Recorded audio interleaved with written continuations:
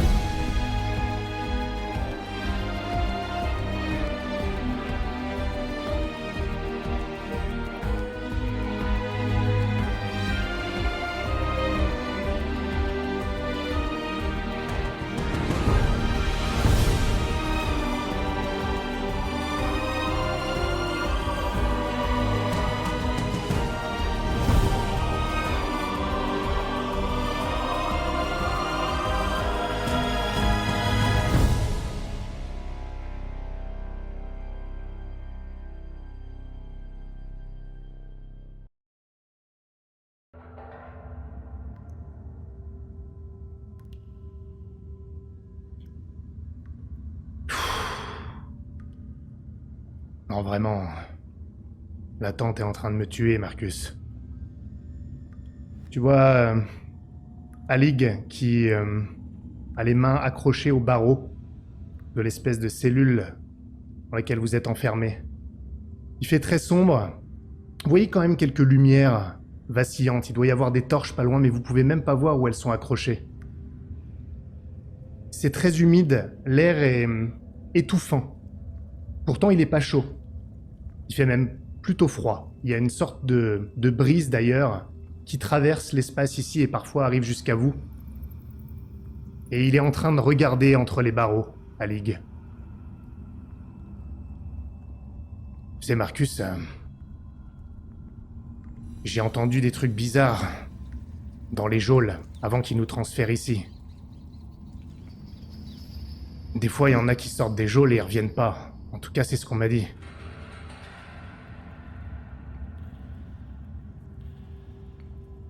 Ouais. Écoute, arrête de te faire du souci. On est quand même mieux ici que là où on était avant. Dans les champs, en train de creuser. Ouais, bah...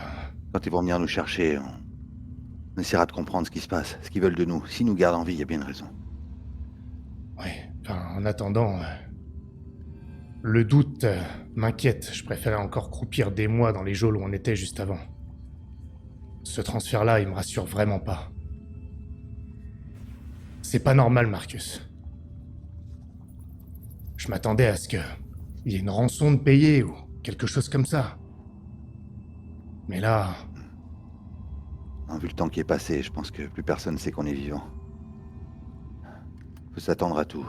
Reste sur tes gardes, on sait jamais.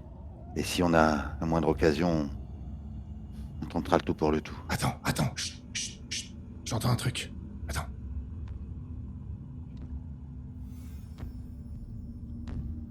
C'est quoi ça?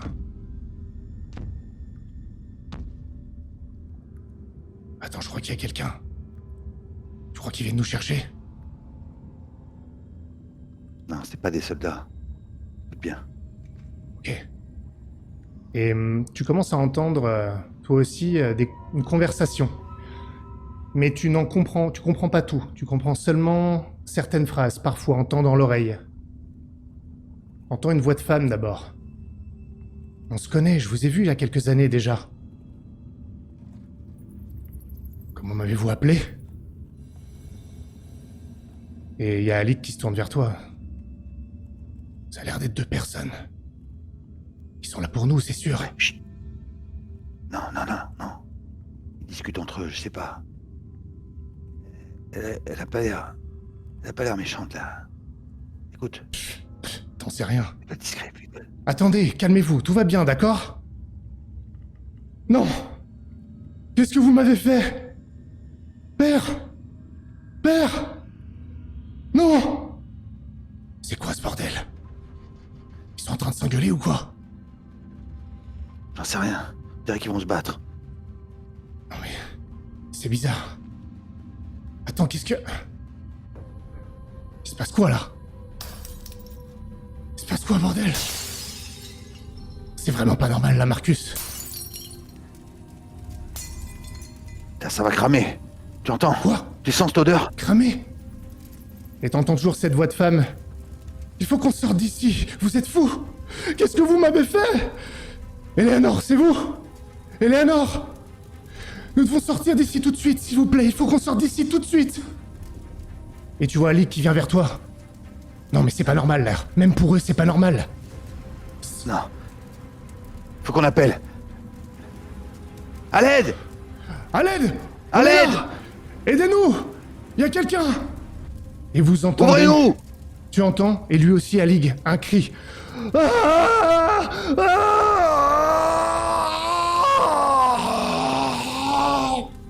Et puis plus rien. C'est quoi ce bordel? Alig est en train d'essayer de secouer les barreaux. Ouais, je fais avec lui. Pareil. Vous commencez à avoir chaud. Très chaud. Vous transpirez. C'est une fournaise. Et vous entendez quelque chose. Des pas.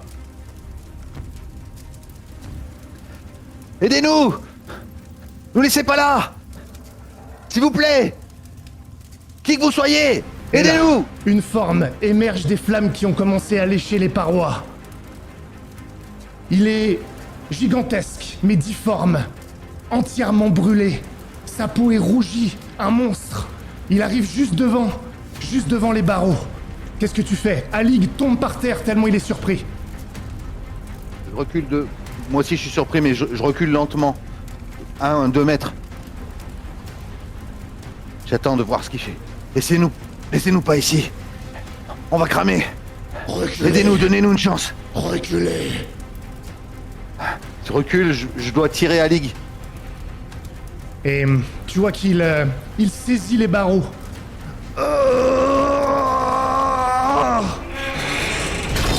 Il arrache la porte. Venez. Lève-toi à Ligue. Je connais un passage. Debout! On vous suit. Vous le suivez dans la fournaise juste à côté. Ça souffle. Vous sentez les flammes qui vous lèchent presque. Vous reculez un peu. Oh Marcus, Ah. on va cramer. Venez! Non! Vite! Garde le rythme, Alig! Attendez-nous! Il est légèrement devant, vous débouchez dans un couloir. Il vous fait signe. Suivez-moi, par là. Et il tombe par terre. Votre guide, il se retient à un mur. Je vais l'aider. J'essaie de le soulever. Aide-moi! Alig! Et on doit essayer de le prendre chacun d'un bras. Vous savez où vous allez? Oui. On vous suit. Là-bas, aidez-moi. Montrez-nous le chemin. Là-bas. On vous tient. Et au bout du couloir, vous voyez des soldats qui émergent. Là, les prisonniers s'échappent. Ils sortent leurs armes, ils foncent dans votre direction. L'homme vous écarte. Qu'est-ce que tu fais? Essayez de prendre, il doit y avoir des tables, quelque chose, un bout de verre, un bout de bois, Vas-y, prends. une chandelle, n'importe quoi. On est avec vous, mon gars. Approchez! Alors on y va. Les soldats se mettent à attaquer. Il chope une des épées, il la prend dans la main, il l'arrête avec sa main. Il lui faut un coup de tête. Il le fout contre le mur. Il se fait planter dans le flanc. Il tombe par terre. Vous n'avez pas d'arme. Qu'est-ce que tu fais? Je pose mon pied contre le gars qui est contre le mur. Je récupère l'épée qui vient de lui planter dans le dos pour avoir une épée aussi. Et il doit y avoir un autre gars qui arrive et en tournant, je dois lui trancher la cuisse. Il tombe par terre. Il y a Ali qui arrive, qui lui donne un coup de talon dans la face pour l'achever. Récupère son épée! Alig! Son arme! Il la prend. Mais là, d'une porte que vous n'aviez pas vue, émerge un autre soldat. Il plante Alig avec une dague dans l'épaule. Il tombe par terre. Votre guide se relève, il l'attrape par les cheveux, le porte, le claque par terre. Deux autres soldats arrivent par derrière, avec leurs épées. Ils doivent pas me voir, je suis caché derrière la porte, tu vois. Ils doivent passer, je les entends arriver, je dois pousser la porte pour en même temps l'éjecter. Et il doit trébucher et je lui plante l'épée dans le torse quand il est au Tu sol. l'épée dans le torse. Et il te plante la sienne dans la cuisse. Tu la sens, tu tombes par terre. Il donne un coup de genou. Et juste à ce moment-là, il y a votre guide qui l'attrape par la tête et qui lui brise la nuque. Et il te tend la main. Venez, relevez-vous. Vite. Alig, ça va aller! Ça va aller, ça va aller. Il prend une épée. Je vous suis. On y va. Prenez. Allez, go! C'est par là. Go, go, go! Il y a un passage secret. Venez, vite. Et il bifurque sur la droite, dans une pièce. Il arrive derrière une sorte d'étagère. Il la bouge. Et il y a une trappe par terre. Il se met à tirer dessus. Allez, je l'aide. Il éclate la porte de la trappe. Vite. Par là, dans les souterrains. Vite. Vite. Après vous. On rentre. Allez, on y va, on rentre. Et vous rentrez dans le souterrain. Il vous suit, il tombe dans le souterrain, il referme ce qu'il peut derrière. Il rampe, il essaie de se relever péniblement. Et Je l'aide encore. Et vous disparaissez dans le souterrain.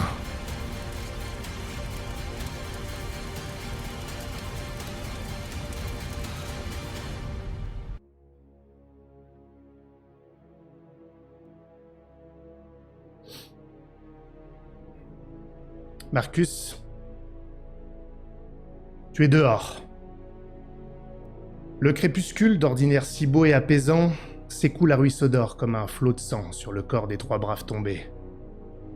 Ils s'appelaient Vincent, Reinhardt et Thierry. Tes hommes.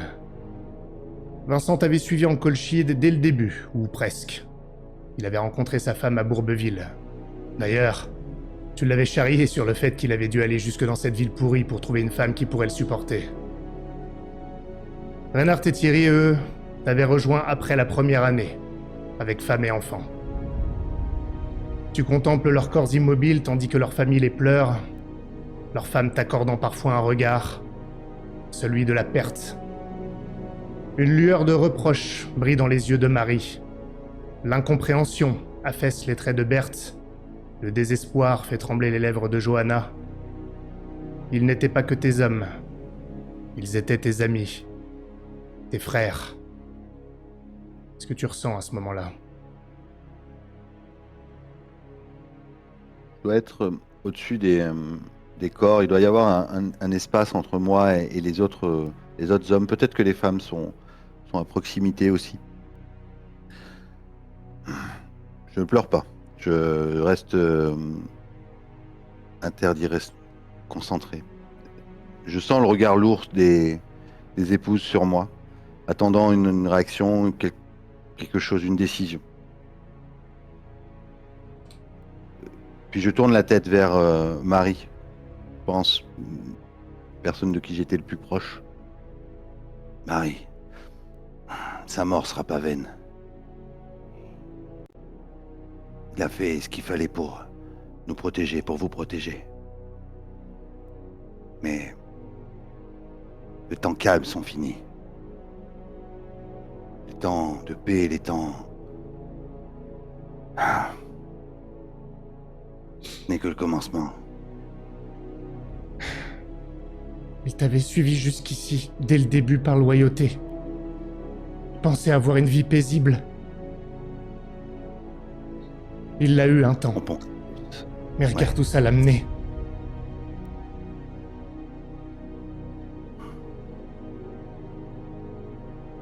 Je donnerais n'importe quoi pour être à sa place, tu sais.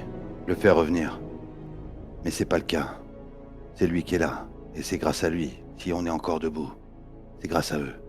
À eux trois. Et aujourd'hui...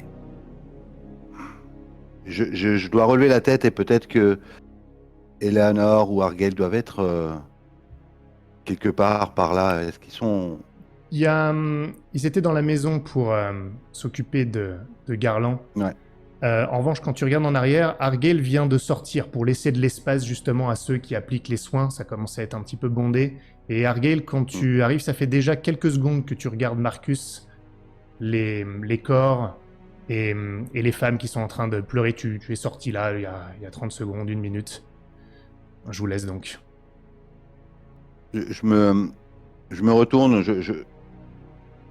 mon regard passe assez rapidement entre Marie et entre les autres épouses, mais je veux regarder mon groupe d'hommes. Voir dans leurs yeux, je pense, espèce à la fois de tristesse, de surprise de ce qui est arrivé. Ça faisait un moment qu'on était bien. Mais je veux leur dire que, mes amis, la Hanse nous a attaqués. Quentin d'Orlé veut nos terres, mais ce n'est pas le seul. Aujourd'hui, tout ce que nous avons construit est au bord du précipice. C'est... Soit nous battons pour ce que nous avons fait, ce que nous avons construit, ce que nous voulons garder. Soit nous laissons tomber, mais... Je pense que... Il va falloir nous battre. Il va falloir reprendre vos épées, reprendre vos boucliers, vos armures, et protéger ce pourquoi nous nous sommes déjà battus toutes ces années. Et là, à ce moment-là, peut-être que je regarde Argel. Et nous ne sommes pas seuls, je crois.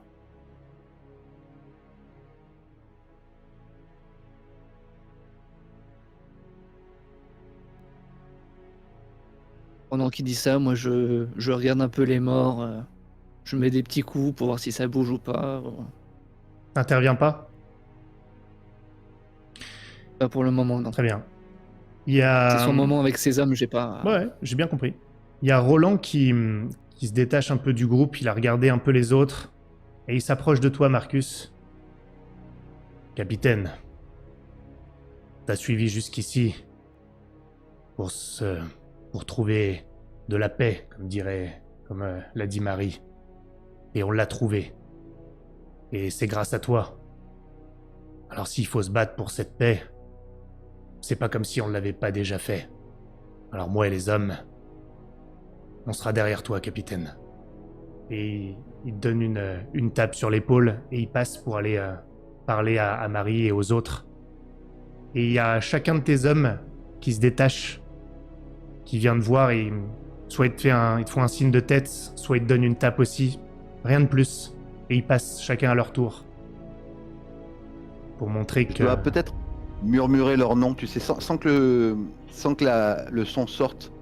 Mais tu vois... chacun qui passe en acquiesçant de la tête, On peut lire comme ça sur mes lèvres leur nom. Marcus finit par se retrouver seul dans le crépuscule quasiment.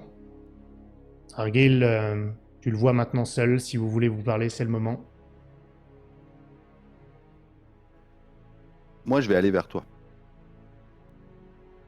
Argel, Ok. je vais peut-être ramasser un bout de bois qui doit traîner, qui est un peu le symbole de ma terre, tu vois, que j'ai dans la main et que je dois frotter, je pense, des petits graviers sur le chemin, relever la poussière,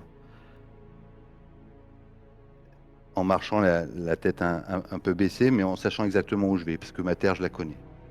Et je m'approche de toi. Je dois pas te regarder directement et m'asseoir près de toi.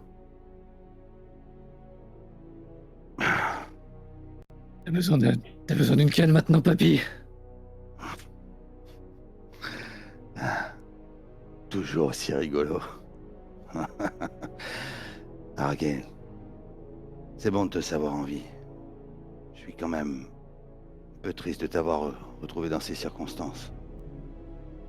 Il faudra vraiment que tu m'expliques comment t'as fait pour t'en sortir. Eh, c'est peut-être pas le moment. Qu'est-ce que tu fous là, putain? La version courte ou la version longue?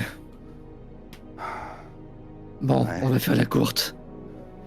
On a une lettre qui vient de ta nièce. Miranda, Voilà. c'est elle qui vous envoie? Ouais. À la base, nous, on vient de là-bas. Et je montre la direction, le cloiseau. C'est là où on est installé. Eh, je connais cette tenure. Grégoire, c'est ça? Ouais. Qu'est-ce que vous foutez là-bas? C'est qui? C'est quoi cette bande? Qu'est-ce que vous êtes? Moi, Ouais. un mercenaire. Les grosses têtes là-bas. Scientifique et tractateur commercial, on va dire. Ok. Ils ont été engagés pour faire des projets au cloiseau, faire des tests. Et moi et les autres mercenaires, on a été engagés pour les protéger. Engagé, tu dis? Grégoire, Pas Grégoire. Tu travailles à la solde. Ah, écoute, on a survécu comme on a pu. Pendant ce temps-là, les autres, vous êtes dans l'une des maisons où Garland a été installé. Eleanor, tu n'es pas médecin, mais tu as quand même quelques connaissances. Tu te rends compte que Enora, qui contrôle un petit peu tout ça, elle n'est pas médecin non plus, ça se voit. Ça ne veut pas dire qu'elle ne connaît pas les premiers soins, elle l'a déjà fait. Mais la manière dont les gens s'occupent de Garland est très prudente, avec des gestes parfois incertains devant la gravité de la blessure. Forkis, toi, tu es assis sur une chaise, tu n'arrives pas à tenir debout, et pour donner l'illusion, tu t'es assis, tu regardes, je reviendrai à toi dans un instant, mais tu vois tout ce qui se passe aussi. Ça a duré longtemps quand même, devant Garland. Il avait une épée enfoncée. Elle a été retirée un peu au hasard. L'hémorragie a été visiblement stoppée avec des compresses, mais rien de plus. Et les visages sont troublés. C'est Enora qui s'adresse à vous sans savoir vraiment à qui s'adresser en particulier. On a fait ce qu'on a pu, Pour tout vous dire, je ne comprends pas comment il est encore en vie. Il devrait être mort, En enlevant l'épée, on pensait vraiment qu'il allait mourir. Mais en même temps, il n'y avait pas d'autre solution. On a arrêté l'hémorragie, pour l'instant.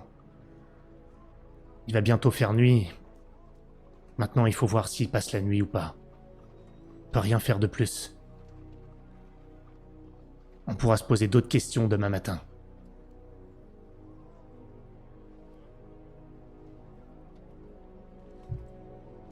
Si. Je regarde un instant Eleanor. Et donc tu vois que même simplement dire merci, ça arrache des rictus à Forkis. C'est vraiment à la limite de l'impossible pour lui. Il reste juste avachi sur la chaise et il fait mine d'aller bien, mais ça donne pas illusion. J'ajouterais pour toi, Eleanor, que lorsque tu tournes le regard vers lui, il est blafard, si c'est possible encore plus blanc comme la mort que quand il s'est effondré sur le chemin. Tu vois qu'il a du mal à bouger, qu'il économise ses mouvements. Et toi, Forkis, tu as même du mal à percevoir le monde qui t'entoure. C'est comme si tu étais engourdi, ta vision est trouble, parfois tu as même l'impression qu'elle s'éteint. C'est un petit peu comme si tu avais déjà le pied dans l'autre monde, celui que tout le monde fuit. Celui que tout le monde rejoint à un moment. Tu es un peu entre deux mondes. Et tu sens que tu pourrais basculer.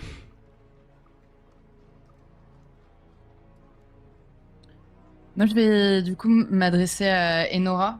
Et vous avez fait ce que vous avez pu. Ne vous inquiétez pas. Merci pour votre aide. Il ne reste plus qu'à prier les Morrigan. Ouais. Je vais le faire. Elle te regarde, Forkis. Vous êtes d'ici? Oui. Comme mon père.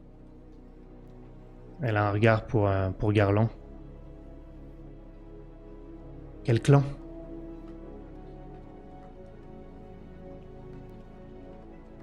Un clan qui a disparu il y a longtemps de cela. Ménesguel.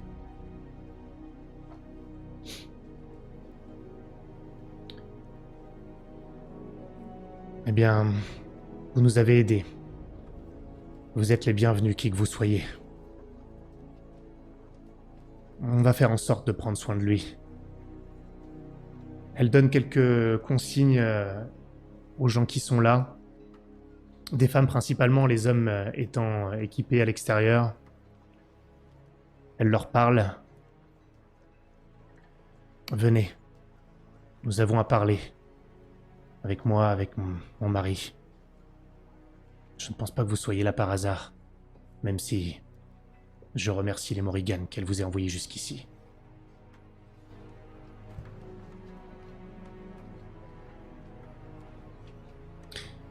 Deux secondes. Nous arrivons, une petite seconde. Navré. Et je me tourne vers Forkis. Tu vas tenir le coup.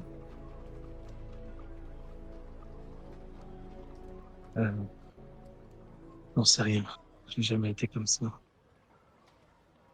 Je crois Tu que as fait ça, j'ai abusé du pouvoir.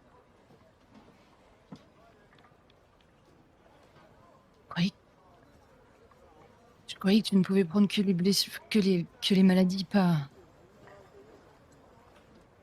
Et je passe ma main quand même sur son front pour voir s'il a de la fièvre ou quelque chose. Non, il est glacial. Et je me recule, tu sais, vraiment surprise et... Tu es presque mort, Forkis.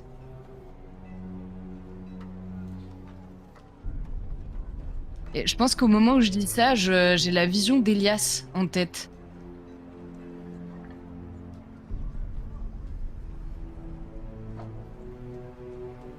Comment peux-tu être aussi affaibli?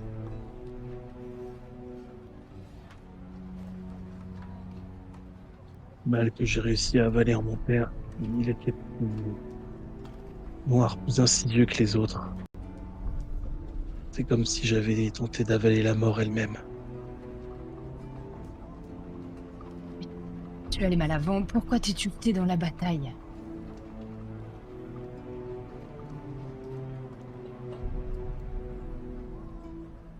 Et tu vois que je reste silencieux, je réponds pas.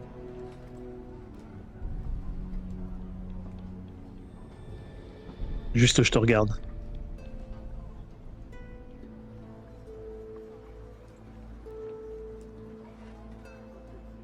Je tends la main et tu sais, je chasse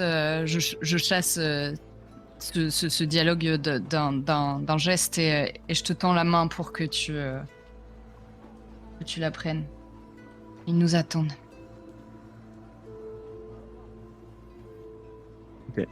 J'attrape le bras et je me relève en mettant mon poids sur toi.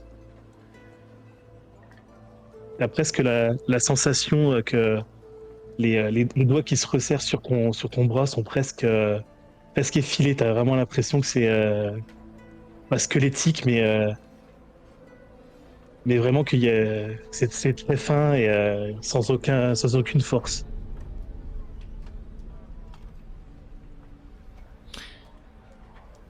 À l'extérieur, la nuit est tombée. Vous retrouvez les autres. Que faites-vous? Je pense Moi, qu'ils pourront j'installe mieux t'en Fortis parler que près moi. du feu. Pardon. C'est qui le... à qui je m'adresse? C'est qui le chef de votre groupe? Le chef, c'est Grégoire. Ouais. Et la lettre? C'est qui l'a? Kiss, c'est celui qui fait les tractations. Ah, il est dans un sale état. Ouais. T'es déjà à moitié mourant. Et il a décidé de sauter dans la bataille.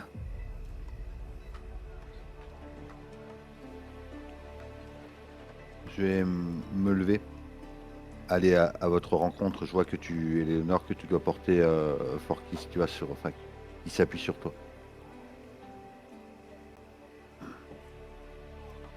Madame, jeune homme,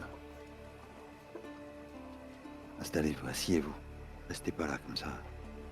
Il doit y avoir peut-être, tu vois, sur les perrons, les perrons des maisons, on peut peut-être s'asseoir ou. Un petit bras zéro autour duquel s'installer. Ouais. Merci. Non, c'est moi qui vous remercie. Vous êtes arrivé à point nommé.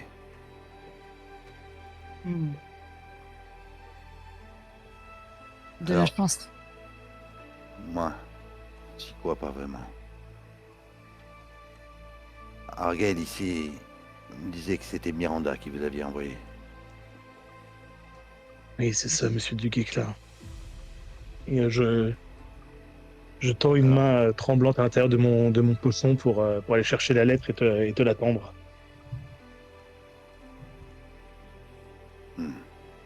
Duguay-Clin, c'est le nom de ma nièce. C'est Maugraine, mon petit gars.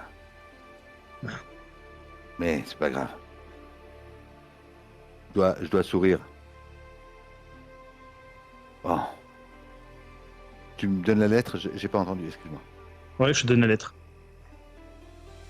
Ok. Je vais m'écarter un petit peu de vous, peut-être 1 ou 2 mètres seulement pour décacheter et puis peut me mettre à la lumière du bras zéro pour pouvoir lire.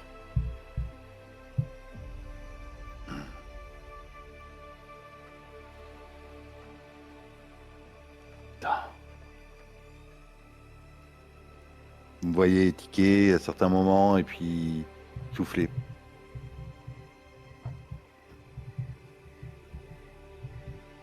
Bien. Et je dois te regarder, Éléonore.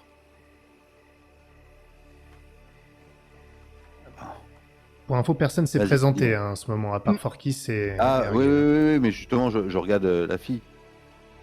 Tu me vois poser tu sais, une couverture ou quelque chose sur les épaules de Forkis, chauffer de l'eau ou quelque chose dans le genre.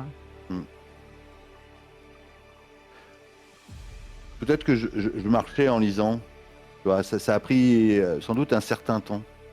Le temps de relire, Du coup, vous êtes tous les trois là. Vous, peut-être à ce moment-là, je suis pas encore revenu vois, le temps de...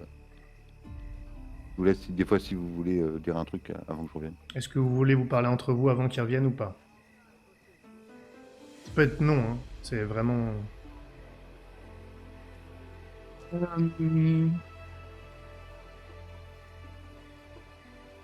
Bah, de fait, oui, en fait. On n'a pas le temps de se préparer plus, mais là, il va falloir qu'on décide rapidement de ce qu'on leur dit et de ce qu'on leur dit pas. Et s'il y a des choses qu'on ne leur dit pas, et je ne suis pas en faveur de garder le silence sur quelque élément que ce soit. Si nous devons mettre en danger toute une communauté, il faut qu'ils sachent pourquoi. De surcroît, Oui. Argyle, vous semblez le connaître. Peut-être que vous savez s'il réagit, On dit tout. comment il réagirait. Je me tourne vers toi, Forkis, après que Argyle ait parlé. Je suis d'avis aussi de tout dire. De toute façon, que ce soit lui ou Miranda, ils viendront sûrement visiter le cloiseau. Et même s'ils ne comprennent pas tout, ils auront quand même un aperçu de ce que nous faisons. Et des personnes que nous côtoyons. Il y a autre chose que j'aimerais que nous parvenions à découvrir. C'est l'allégeance de sa femme au clan. Je ne veux pas prendre le risque d'être trop proche des Belgae trop rapidement. Je pense plutôt que c'est l'opposé de ce que Miranda nous avait dit. Son clan s'est fait absorber et elle avait fui, non? C'est tout. Les Loméras ne sont pas franchement nos alliés non plus. C'est pas une Il Loméras. n'y a pas tous les Loméras. Non, je sais, mais c'est juste pour noter que en fait, Ah. des clans, Compris. on en a qu'un seul avec nous, vraiment. C'est vrai, C'est tout. c'est vrai. Bah, non, on a les veilleurs, c'est des anciens Loméras aussi. Oui. Ouais, je les ai pas comptés comme un clan, mais... Marcus, tu reviens à ce moment-là. Ok. Je On commence à m'approche. parler. Ouais. Faudrait peut-être préparer un grand bûcher et faire disparaître tous ces corps. Je pense que Quentin doit savoir que ses troupes ne sont pas rentrées, de savoir où ils sont. Le prisonnier Argyle, il est au chaud. Ouais. C'est vous, Eleanor? C'est moi. Miranda vous a parlé de moi? Ouais, votre nom est mentionné dans la lettre, mais qu'importe. Pareil que... Pas qu'importe. Oui, Juste. oui. Pas qu'importe, je le précise quand même. Ouais. C'est juste un prénom. Ça ne Oui, va oui. rien faire, mais tu peux pas t'empêcher, dans tes souvenirs, de penser à ça. Mais sans faire le lien du tout. Oui. Puis la voix. Oui, je voulais l'amener... Ok, d'accord.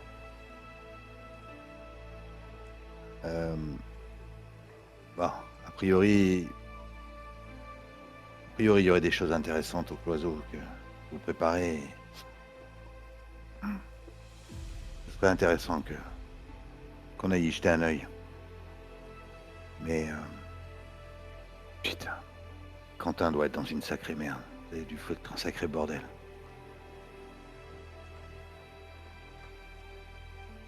Vous pouvez D'où pas imaginer. Non. Il s'est pris une branlée, c'est différent. Ouais, Il a c'est décidé pas- d'attaquer un camp du pays de Londres et il s'est pris une branlée. Quoi qu'il en soit, d'après Miranda, le ruisseau est en danger. Et on a bien vu ce qui s'est passé avec la Hanse. Si vous le souhaitez, je veux bien vous suivre au cloiseau pour voir un peu ce qui s'y passe là-bas.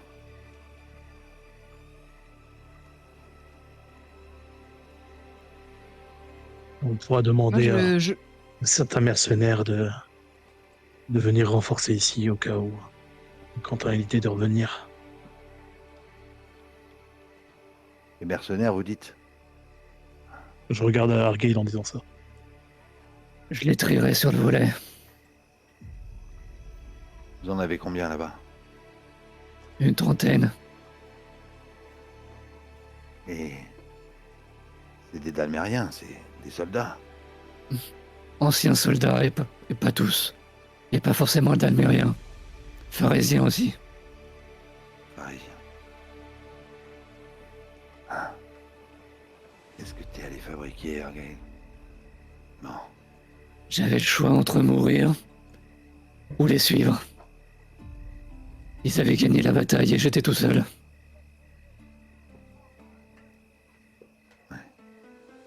Ouais. T'as peut-être eu plus de chance que moi à ce moment-là. Écoutez, la nuit est bien avancée. Nous partirons demain. Est-ce que vous voulez lui parler de plus que... Parce que pour l'instant, plus que la lettre. Maintenant ou pas? Et en fait, de la manière dont ça a été amené,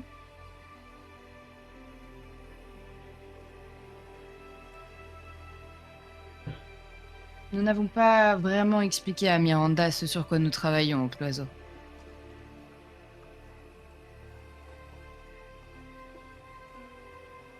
Oui, justement.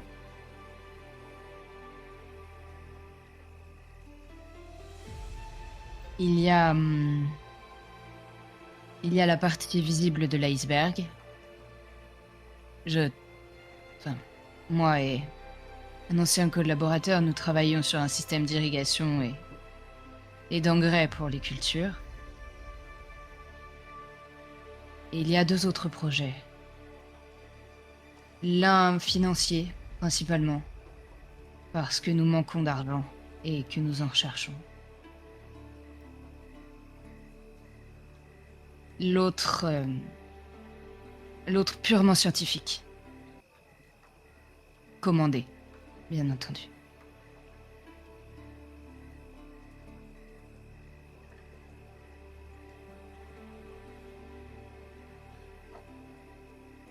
Quoi qu'il en soit, Miranda a l'air intéressée par vos travaux.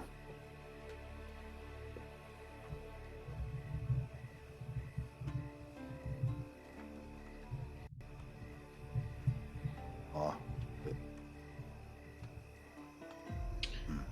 Mais- Marcus, avant que tu poursuives, je suis obligé de te dire quelque chose. J'ai cru comprendre qu'ils t'ont parlé de la Pharèse. Ça fait un petit moment que tu parles avec Eleanor. Il n'y a pas de certitude absolue ou quoi que ce soit, mais il y a quelque chose qui commence à te... Il y a des liens qui peuvent se faire, tu peux pas t'empêcher d'avoir ça en tête, ça te gratte. Par rapport aux différents liens que ça peut impliquer.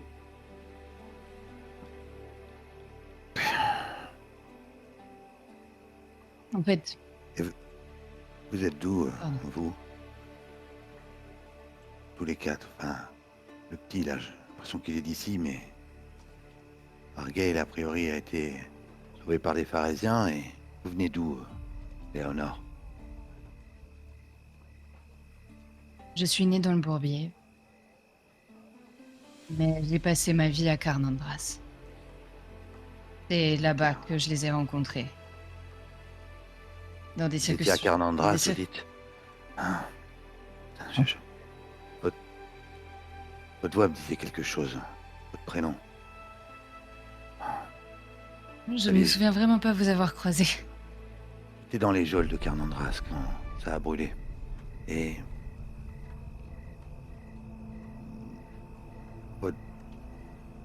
C'était vous.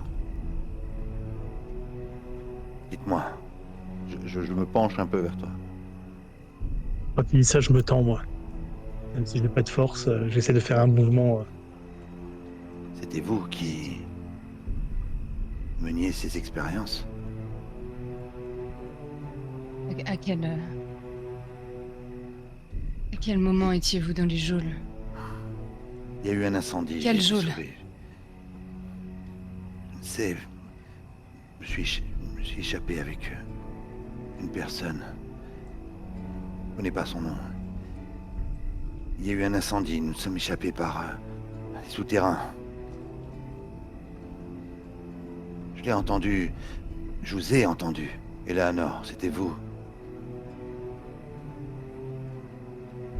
C'est vous qui étiez responsable de ça. C'est ce qui se faisait là-bas? Je suis vraiment désolée. Qu'est-ce que vous faisiez? Qu'est-ce que c'est que c'était quoi ces expériences? Qu'est-ce que faisaient les pharisiens dans ces geôles? Il... Parlez! Je deviens peut-être un peu plus agressif, tu vois, enfin, pas virulent, mais Quand il je fait sens ça, une colère. je mets doucement la main sur l'épaule d'Eleanor.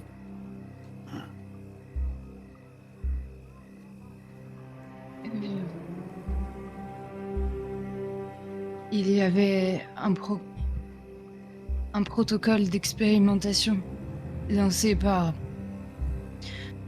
un de mes collègues et il s'agissait de tester l'influence de la radiance sur les systèmes, sur les corps.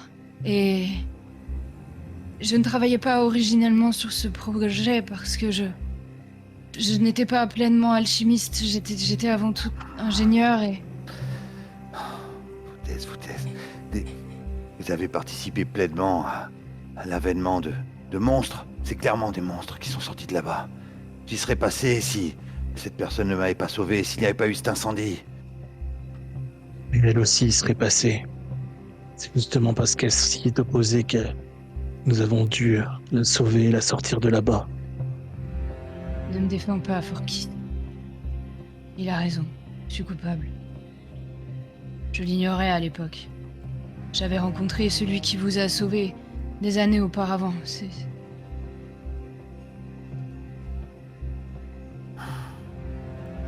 Je croyais que...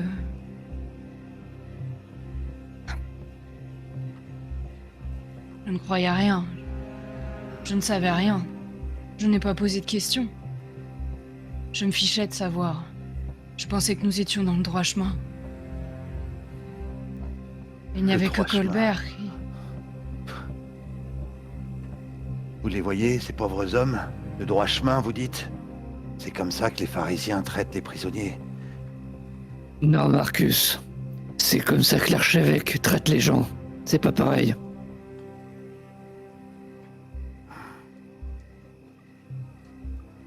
Il me réservait le même sort. Ah oui?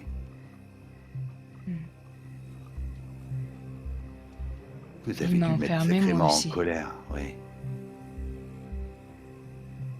J'ai cru après l'incendie qu'ils en avaient terminé avec les expérimentations sur l'homme.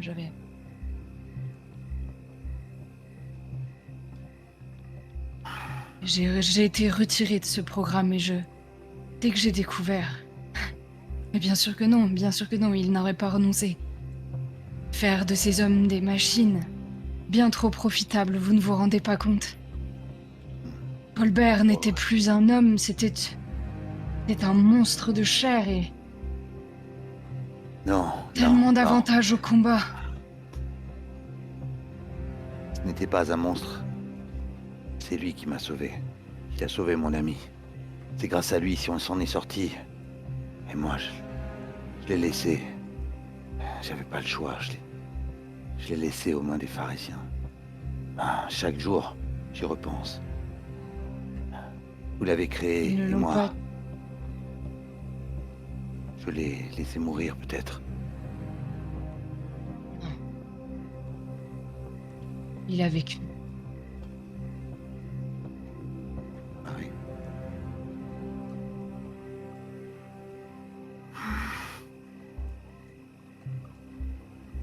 Miranda a l'air de vous faire confiance. Je me targue d'avoir une nièce entêtée, mais pragmatique et elle sait ce qu'elle fait. Elle connaît son sujet. Si elle m'a remis cette lettre, c'est que elle a des intérêts. Pour vous faire venir ici, à me montrer ce que vous faites, là-bas. Mais sachez que... si j'ai le moindre doute sur... la... bienveillance de vos travaux, Eleanor. Je prends mes clics, mes claques et moi et mes hommes, on s'en sort autrement. Bien, commençons par cela alors. Je ne travaille plus sur des sujets humains, je travaille uniquement sur de l'énergie pure. En soi, le projet ne vous parlerait pas, sachez simplement que c'est quelque chose de révolutionnaire et que tout le monde se l'arrache. Mais il y a autre chose, qui influera en revanche sur les hommes. Je vous l'ai dit, le projet financier, c'est moi qui en suis à l'origine et j'en suis navré, mais nous avons besoin de fonds. Ce que l'on m'offre au cloisons ne suffit pas, il me faut davantage de matière, davantage de ressources. Je n'ai trouvé qu'une seule solution pour faire rapidement de l'argent, c'est de produire du rêve bleu.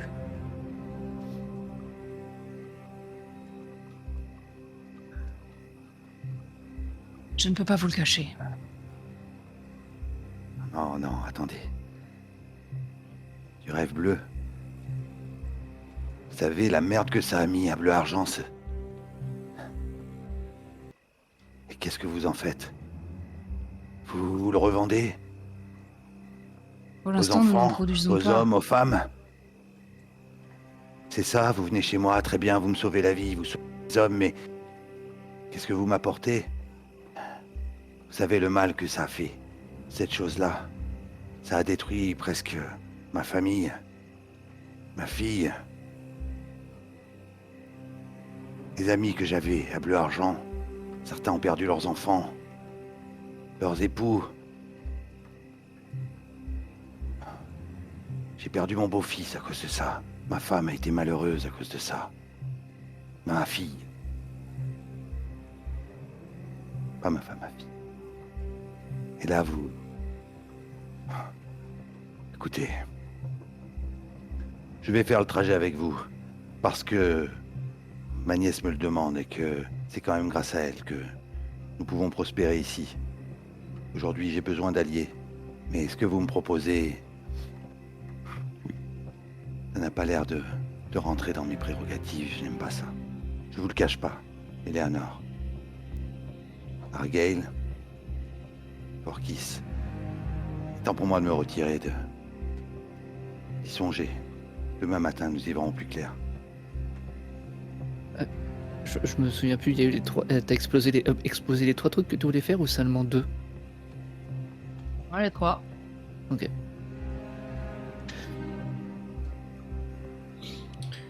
Marcus, tu te retires. Rapidement, il y a Roland qui vient de voir. Capitaine, désolé, j'ai entendu quelques mots. Je me suis écarté ensuite, mais j'ai pas pu m'empêcher d'entendre. Si tu dois aller voir sur la tenure de Grégoire, fais-moi confiance, je vais tenir le fort. Il va falloir qu'on se prépare, je vais préparer les hommes pour qu'on soit capable de réceptionner d'autres attaques en attendant. D'autres pièges, changer un petit peu les choses. Excellent, Roland. Je sais que je peux compter sur toi. Tu sais quoi faire pour les défenses. Et... n'est qu'une question de temps. Ils seront là, bientôt, quoi qu'il arrive. Ne te fourvoie pas. La guerre commence. Non, je sais. Et quand ils seront là, j'espère que tu seras là aussi, capitaine. Et on t'attendra de pied ferme et on sera prêt. Oui. Je vais aller voir ce qui se passe là-bas, chez Grégoire. Pourquoi Miranda est si intéressée. Ils ont l'air de bonne foi, mais... je ne sais pas si ils ont les yeux bien ouverts. Écoute, capitaine, je ne sais pas grand-chose. Je n'ai pas lu la lettre de ta nièce. Et tu me dis ce que tu penses que je dois savoir, ce que les hommes on doit savoir. Et je pense qu'à un moment, il faudra vraiment nous expliquer, parce qu'on n'est plus que tes hommes maintenant. On vit ici, à Ruissodor. Mais... Bien sûr, Roland. Si je peux me permettre, Dès que j'en sais capitaine, plus. Oui. ils étaient pas nombreux, et c'est pas des combattants. Et ils ont foncé dans le tas. Oui. Alors, soit... ce ce qu'ils sont venus faire ici est si important qu'ils sont prêts à risquer leur vie, soit ils ont quelques valeurs au fond d'eux. C'est tout ce que je peux dire. Tu as raison, Roland. Je m'emporte. Mais tellement de vieux souvenirs, tellement de douleurs qui ressortent. Ouais, je sais, on en a Je tous. devrais voir les choses avec plus de recul. C'est pour ça que je vais aller dormir un peu. Tu devrais en faire autant, mon vieil ami. Encore un peu de travail ici. Demain, c'est toi qui vas devoir crapahuter. Donc, je vais veiller un petit peu plus tard. Mais j'irai me reposer aussi. On se voit demain matin. Je garderai un œil sur eux. Allez. Pose-toi, mon ami. Les autres, est-ce que vous voulez échanger quelques mots ou passer au lendemain matin, sachant que vous serez logés et nourris pour la nuit et le matin? Bon, un bûcher funéraire, du coup, pour les morts ou pas? Je pense qu'on peut finir la nuit là-dessus, donc si vous n'avez rien à vous dire, on peut... je sais pas comment tu veux t'y prendre, si t'es d'accord avec ça, Marcus. Oui, bien sûr. On va brûler les corps sur une espèce de bûcher. Avec... et peut-être que Kenora fera prière à l'oral, quelque chose comme ça, sans doute. Il y a peut-être un autre plan. Mais Ouais. c'est en tout cas ce qui est normalement prévu. Mais il peut y avoir quelque chose de différent. Avant que ce bûcher ait lieu, est-ce que vous voulez vous parler entre vous les autres? C'est pas une obligation, c'est vraiment Ouais, pour moi- être sûr. Vas-y. Moi j'ai juste une question, c'est est-ce qu'il y a des trucs à récupérer qui peuvent servir soit les hommes de Marcus, soit les mercenaires, par exemple la maille ou des choses comme ça? Parce que je sais pas si on est suffisamment bien équipé pour une guerre ou... Bah, les hommes de Marcus, là, Parce pour que là, si on l'instant... sait... parce que- Il y a les hommes de Marcus, ils sont là. Pour l'instant, ils veulent... Bah, toi, tu sais pas. Il vient d'avoir une conversation avec Marcus. Après, récupérer de l'équipement, bah, ils ont le leur, quoi. Ouais, non, mais je parle de ceux qu'on a tués, les chevaliers qui avaient de la maille et tout ça. Ah, d'accord. Écoute, tout n'est pas récupérable parce qu'il y a des choses sur mesure, surtout pour les chevaliers. Mais ouais, vous pouvez prendre quelques trucs. Sachant que tu avais lancé Bah, des après, travaux la- de renforcement de l'équipement aussi. Hein. Ouais, et puis la maille, à la rigueur, le forgeron, il peut se démerder pour le... Absolument. pour la- Ouais, vous pouvez prendre quelques Récupère trucs. tout le métal. Oui, bah, c'est l'idée. Bah, après, à voir Si- si si ça Marcus... te dérange pas. Voilà, à voir si Marcus... À la rigueur, je vois ça avec Roland, si ça le dérange pas. Et je mets ça dans dans un truc qu'on va emmener. Très bien. Sans Je problème. pense Et que du coup, j'aiderai tu pourrais leur fournir une charrette ou un truc j'aiderai à comme ça, installer les corps. Marcus. Ouais. Sans Très problème. bien. Ouais. Parfait. Oui, En ça, du coup, Vas-y, Vas-y, pardon. vas-y. Je disais, du coup, pendant ce temps-là, moi, je prends mon nécessaire à écrire et je commence à rédiger des notes que j'irai tendre à Enora. Et je lui dis justement, je ne sais pas si j'aurai la force moi-même de le réciter, mais c'est quelque chose que nous avons appris auprès des veilleurs et eh bien je trouvais cette éloge inspirante. Alors je me doute que vous avez sûrement les vôtres, mais voilà, je voulais simplement vous l'attendre. Elle le lit. Elle te sourit et elle te tend la feuille. Je pense que c'est... Vous devriez tenter de le dire. Ça enverrait un bon message. Je ne suis pas en train de t'obliger à le lire si tu veux pas. C'est toi qui as suggéré. En revanche, il est hors de question que je le refasse une deuxième fois. Non, c'était surtout, dans le sens où vu qu'Aforkis est faible, c'était tu genre, peux il quand voulait même. qu'elle l'accompagne. Oui, d'accord. On le fasse à deux, en fait. Ok, très bien. Elle va le bûcher funéraire va être lancé. Les flammes vont commencer à crépiter. Et les hommes vont se réunir tout autour, les femmes aussi, les enfants. Tout ruisseau d'or. Et Nora va te soutenir. Elle t'a reconnu comme un membre des clans. L'un des clans de Colchide. Et tu vois qu'elle le fait vraiment avec avec sincérité. Elle te soutient, elle t'aide, et elle t'amène jusqu'à devant le bûcher. À toi de me dire si tu le dis ou si tu veux le faire vraiment. Du coup, je regarde un instant les flammes. Euh, les corps qui commencent à être consumés et je me retourne vers ceux qui restent, vers les vivants. Et j'essaie de dire le plus fortement possible, mais ma voix est quand même très faible. Le ciel pleure la vie de nos pères sur les racines de l'arbre sciant, et ainsi abreuve notre terre à qui nous confions nos beaux-parents. Mais aussi nos sœurs et nos frères, graines d'espoir soufflées par le vent, pour qu'ils nagent dans les cieux primaires, tels de grands astres éclairant le temps. Les audacieux veilleurs de notre ère, pareils aux fruits mûrs et éclatants, cueillis des mains des 3 sœurs sorcières sur la cime de l'arbre abondant, afin que l'ardence de leur chair puisse triompher du Léviathan. Morrigan, entendez notre chant. Tonia, garde ces âmes perdues par la force de tes griffes et dents. Desponia, que tes ailes feuillues enveloppent le cœur de nos gens. Donia, en ces flammes disparues, loin jusqu'aux confins du firmament.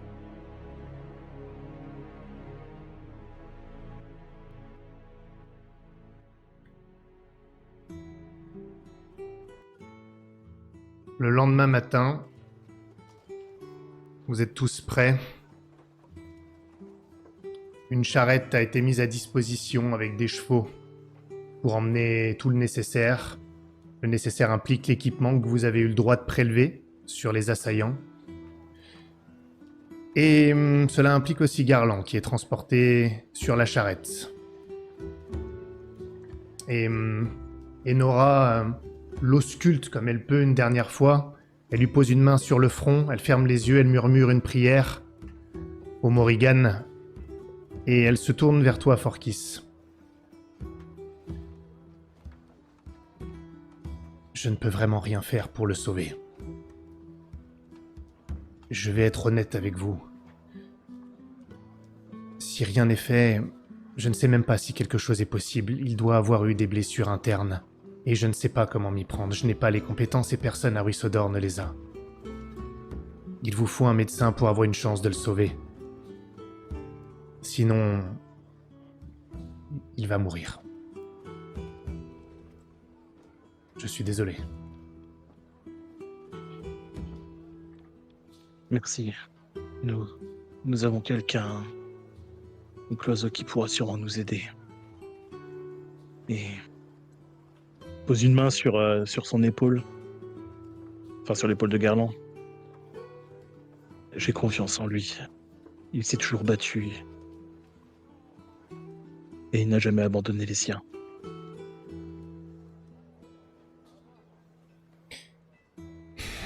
Je suis sûr que les Morrigan le sauveront. Et Nora va dans ta direction, Marcus. Et elle a un sourire faible et elle s'approche de toi. Elle t'enlace. Et puis elle se détache légèrement. Et elle approche son visage du tien et elle te dit « J'ai entendu tes mots auprès des hommes. Je sais que tu aspirais à la paix. Les enfants et moi, nous l'avons déjà troublé. Mais je ne peux pas nier que je suis contente d'avoir entendu ces mots. Nous n'avons plus le choix maintenant. C'est eux qui ont amené la guerre à nous, pas l'inverse. » Je prends son visage entre mes deux mains. Je dois redresser sa tête pour qu'on puisse être en phase dans nos regards. Ma femme, j'ai toujours été la plus forte des deux. C'est une certitude. Ouais. Et c'est toi qui m'as donné cette force. Aujourd'hui que j'ai encore. Reste comme tu es. Prends soin de nos enfants, je serai vite de retour, ne t'inquiète pas. Les hommes sont sur leur garde et soyez sur les vôtres. Aide les femmes et les enfants à se mettre à l'abri. Non, Je sais que... ce n'est pas ça que je vais faire, pas exactement. Elles doivent apprendre autre chose que se mettre à l'abri. Avec ce qui arrive. Et je pense qu'il faut que je me remémore certaines choses pour leur apprendre aussi.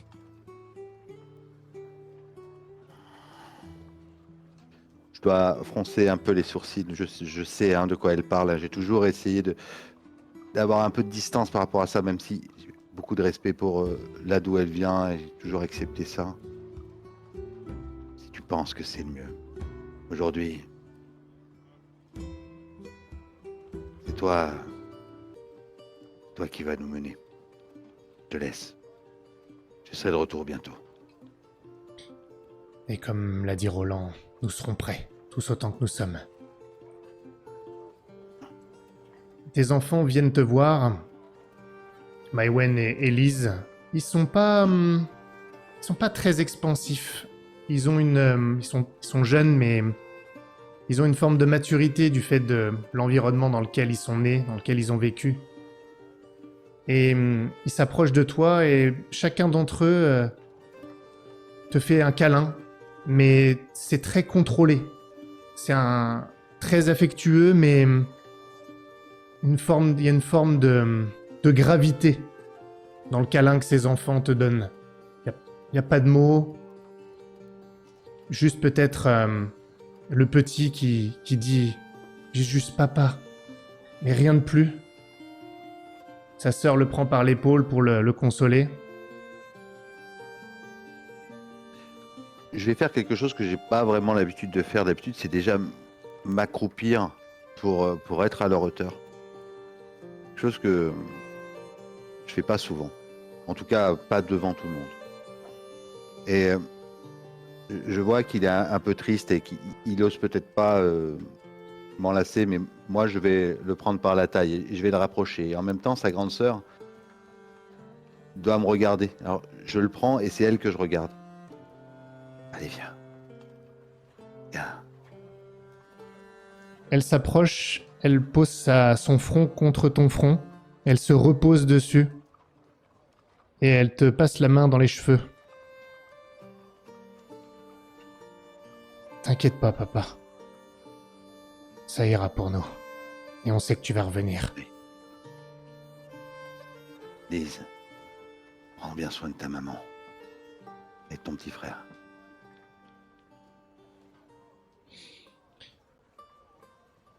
Et vous partez.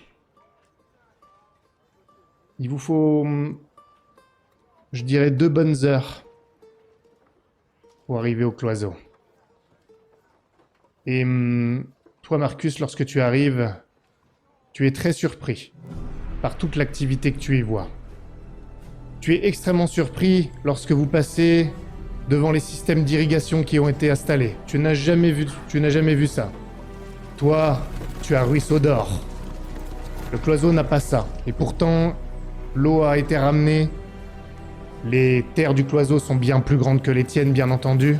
Il y a beaucoup d'activités. Au loin, tu vois un camp, presque un camp militaire. Il doit y avoir des hommes armés, probablement les mercenaires.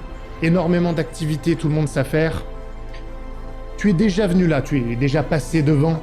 Ça n'a jamais été aussi impressionnant. Pas forcément florissant, car les récoltes sont récentes, les pousses. Mais l'activité, le monde qu'il y a. Que faites-vous ? J'essaie de pas montrer ma stupeur. De rester assez impassible quand je suis sur mon cheval en rentrant sur la tenure. Peut-être un peu en retrait des autres. Enfin, je suis pas devant en fait le cortège. Voilà, c'est ça. Et si vous me regardez, vous n'avez pas l'impression que c'est waouh. J'essaie de rester impassible, même si effectivement ça me fait quelque chose de voir ça.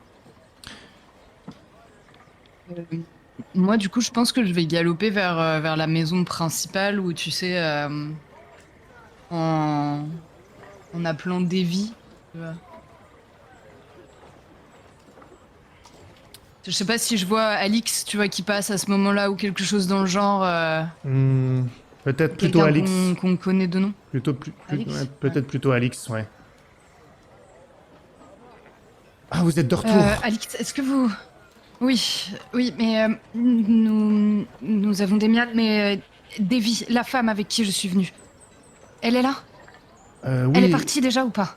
Non, elle est là, elle est avec le jeune homme, comment il s'appelle déjà discret, Et loin. Élouin, c'est ça. Elle est avec lui, elle est dans une des chambres, dans la maison secondaire. Enfin, je ne sais pas si elle y est là tout de suite, mais en tout cas, c'est là qu'il réside. Qu'est-ce qui se passe? Pourquoi vous... Elle regarde la charrette. Garland est tombé. Oh non. Oh Il non. nous faut un médecin. Oh non, Et non. vite. Très bien. Et qu'est-ce qui se passe là? Ah, vous êtes de retour? Pas trop tôt. Et c'est Taureau qui arrive, qui il est flanqué de 2 spadassins. Il regarde, il a un regard dans ta direction, Marcus. Je pense que tu as pu déjà le voir, peut-être à Bourbeville. Vous êtes déjà croisés. Vous connaissez. Il n'y a pas d'inimitié particulière. Oui, de toute façon, je m'attends à voir des mercenaires, donc j'aurai sur mes gardes, mais je m'attends forcément à voir des gens que je vais pas apprécier, je pense. Oui, mais là, en tout cas, lui, je pense pas qu'il y ait une inimitié particulière. Je pense pas, même si vous connaissez pas très bien. Il a un regard dans ta direction. Argel, c'est bon, vous êtes revenu pour de bon cette fois, ou qu'est-ce que... Il regarde, il voit Demian. Et il y a également Hilda. Hilda, je pense que... Il devrait peut-être aller voir ton père. Il se fait du moron. Je savais pas que t'étais parti comme ça. Pff, je ne suis plus une enfant, Taureau. J'irai le voir quand je serai prête. Pour l'instant, regarde. Mes amis ont besoin d'aide. Regarde ce pauvre homme. Il est mourant. Qu'est-ce qui s'est passé? Vous avez récupéré le gamin alors, mais lui... Disons que les tractations nous ont menés jusqu'à Marcus. Et on l'a aidé face à la Hanse qui a décidé d'attaquer sa tenure. Il faut qu'on parle à Grégoire et vite. D'accord.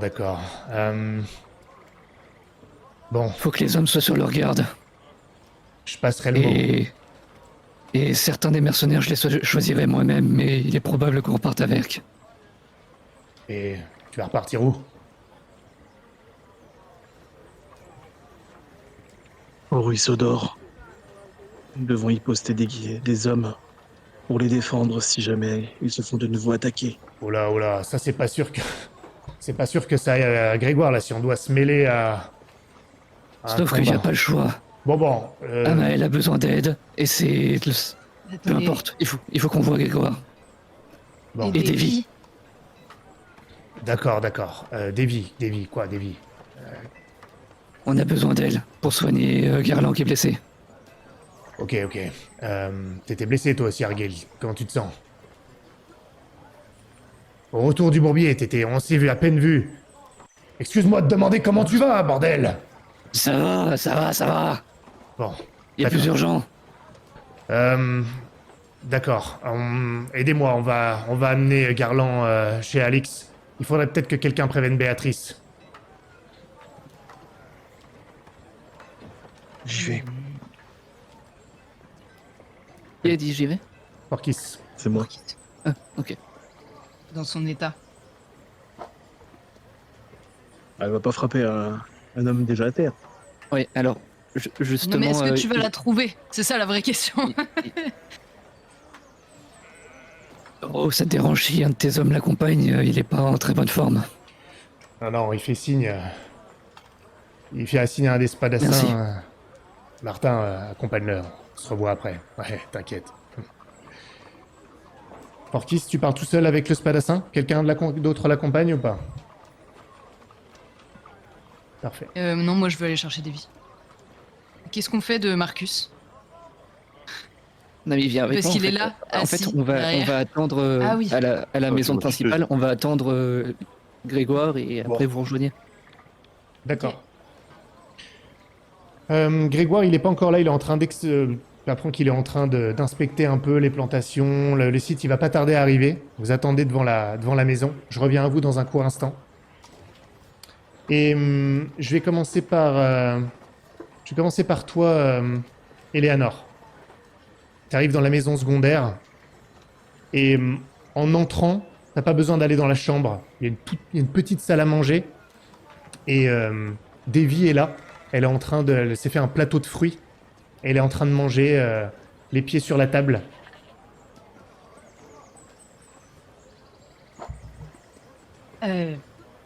Oh, La vie est belle. vous êtes rentrée.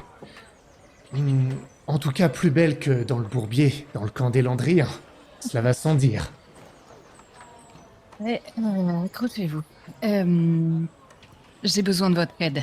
Garland est tombé au combat et je crois que vos capacités médicales dépassent largement les miennes. C'est sans doute vrai. Mais si je l'aide, je vais bien sûr l'aider, mais est-ce que nous pourrons discuter ensuite? Nous pouvons discuter pendant, si tu le souhaites. Je ne crois pas. Je préfère me concentrer. Si je dois sauver une vie, il faut que toutes mes pensées soient dirigées dessus. Nous pourrons discuter après. De Parfait. mon avenir. De mon départ, peut-être. Oui. Dis... Tu es Landrienne, n'est-ce pas? Oui. Et tu vivais... où exactement avant? À Brienne?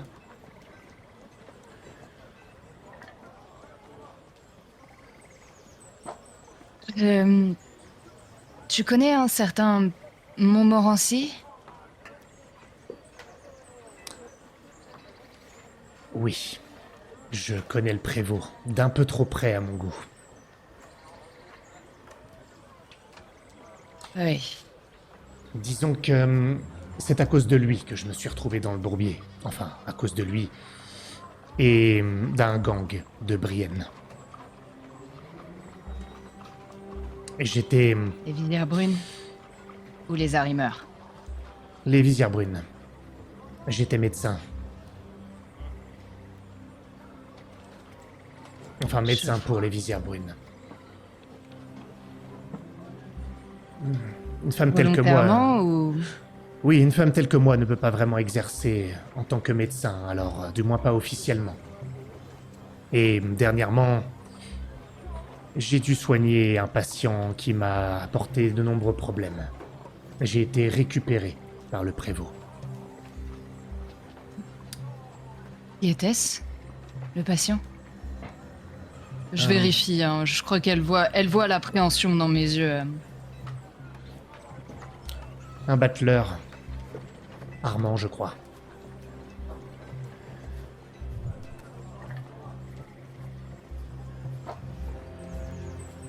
Il... Je ne sais même pas par où commencer, mais Armand l'a envoyé...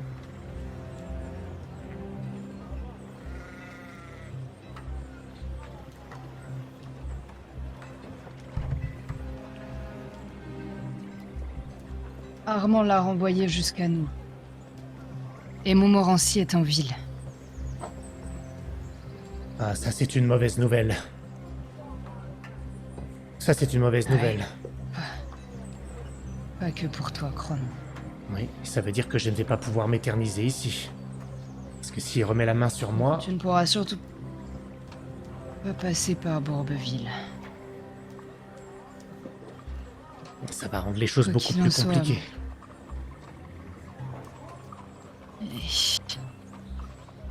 Il est ici... Il est ici en grande partie parce qu'il est à la recherche du frère de... J'ai oublié son nom. Celui des visières brunes. Paulin?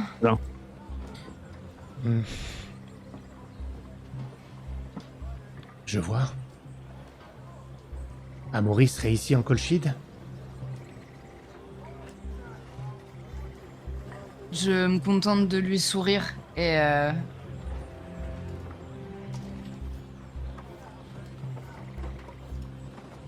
En tout cas, mon morancier est là. Allons voir ton blessé. Nous aurons à discuter après. Ces nouvelles sont vraiment mauvaises. Encore plus mauvaise parce que je voulais te demander de l'aide avec la conception d'un projet. Oh, je vois. Nous en discuterons plus tard. Amène-moi vers ton patient. Suis-moi. Il est chez Alix. Ça a été avec les... Nestor et compagnie? Nestor? Qui est Nestor? Les mercenaires. Oh, je ne me suis pas vraiment approché. Je suis resté cloîtré, près de ma corbeille de fruits et de ma nouvelle maison secondaire.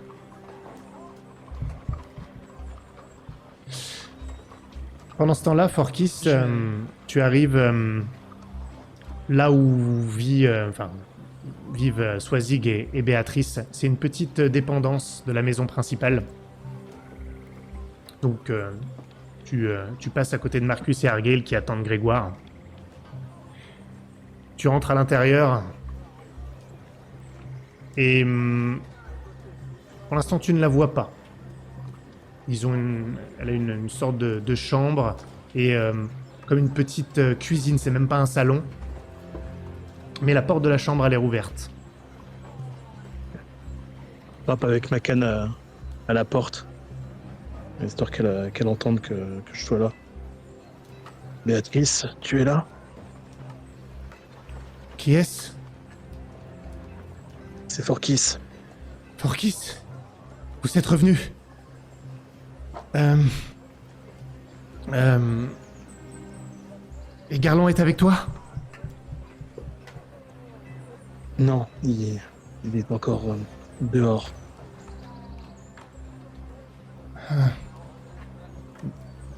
J'arrive. Tu l'entends, t'entends un mouvement.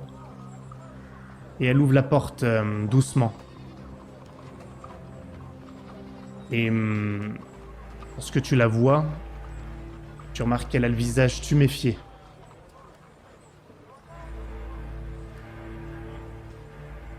Et elle te regarde, elle soutient ton regard.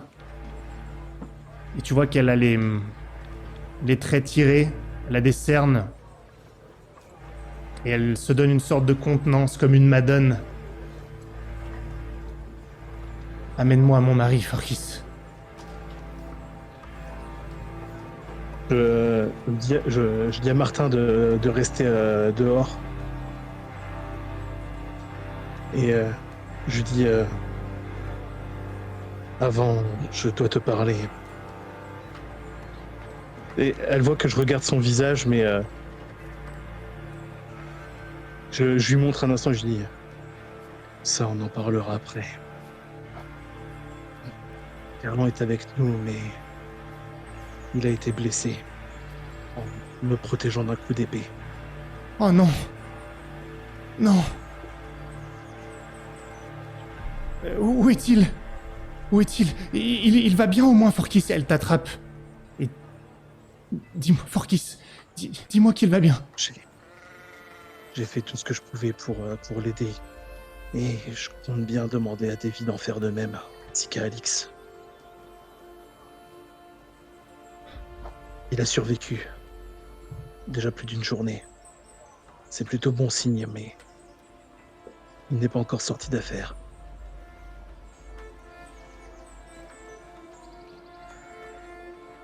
Oh non.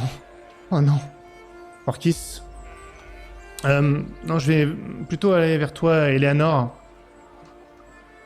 Tu amènes Davy dans la chambre où Alix a posé Garland. Elle l'ausculte rapidement, elle enlève le bandage. Elle tâte son pouls, elle a amené sa petite mallette, tu sais, qu'elle a détachée sous sa tunique. Elle a plein de fioles et tout ça.